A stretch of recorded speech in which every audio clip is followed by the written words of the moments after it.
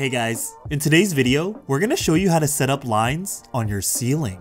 Ceiling mounts are only recommended for smooth ceilings and won't work on popcorn or textured ceilings. Now, before we get started, you'll need your Nanoleaf lines with the mounting plates attached to the connectors. You'll also need 2 screws and 2 wall anchors per mounting plate, so make sure you calculate the amount that you'll need beforehand. You'll also need a drill and a hammer. To start, mount your layout as usual on the ceiling, with the attached mounting tape to ensure accurate placement on the ceiling. Once you've confirmed your layout, remove the connector caps and the light lines.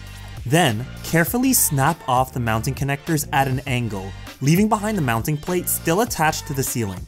After that, mark the screw holes with a pen or pencil before removing the mounting plate.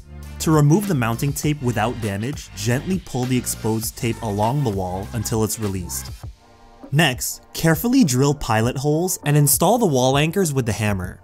Then, again using your drill, fasten the mounting plate to the anchors with the screws. Once it's secured, attach the mounting connectors back to the plates, followed by the light lines.